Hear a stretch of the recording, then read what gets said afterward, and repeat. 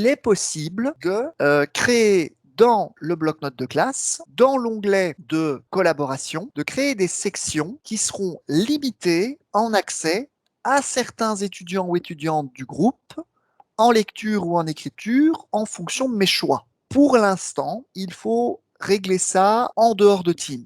Ça peut sembler un peu paradoxal, mais c'est un héritage d'une option qui existait déjà avant Teams. Donc, je vais vous montrer comment trouver cette option. Pour accéder à cette option, il faut vous rendre simplement sur la page d'accueil d'Office 365 dans votre navigateur. Et là, dans la colonne de gauche, vous allez chercher le bouton le plus bas qui s'appelle toutes les applications. Vous cliquez dessus. Parmi ces applications, vous devez chercher celle qui s'appelle Class Notebook. Quand vous cliquez dessus, vous arrivez ici sur ce volet, il ne faut utiliser que le bloc ici qui s'appelle Gérer les blocs-notes. Ne travaillez pas avec les trois autres boutons, ils ne fonctionneront pas avec Teams, ceux-là. On fait Gérer les blocs-notes, et là, je vais simplement chercher dans la liste le bloc-notes qui correspond à mon équipe. Formation sur Teams, c'est celui-là. Je vais le sélectionner. J'ai accès à des options cachées. Je peux, par exemple, ici, redéfinir les sections des étudiants, hein, les sous-sections de rangement que j'avais définies. Je peux les renommer ou je peux en rajouter. Je peux également, ici,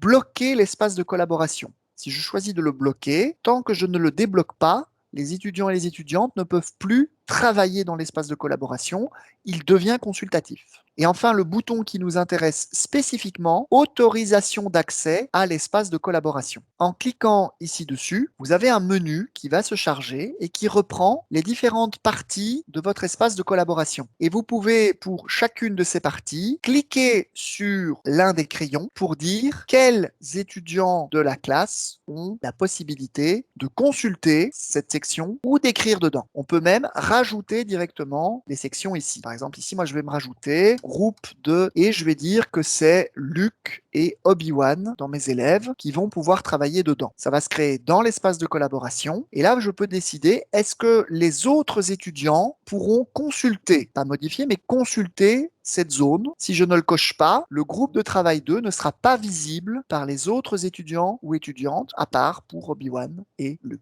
Quand j'ai choisi mes réglages, je fais créer. Et donc la section va maintenant s'ajouter dans mon bloc-notes de classe avec la règle d'accès pour deux étudiants que j'ai définis. Règle d'accès que je peux à tout moment, voyez, modifier en cliquant sur ce petit stylo. Et si je reviens maintenant dans le bloc-notes de classe et que je le rafraîchis, vous constaterez avec moi qu'il y a dans la partie collaboration une nouvelle section qui s'appelle groupe de travail numéro 2 et donc à laquelle n'ont accès que mon élève Luke Skywalker et mon élève Obi-Wan Kenobi.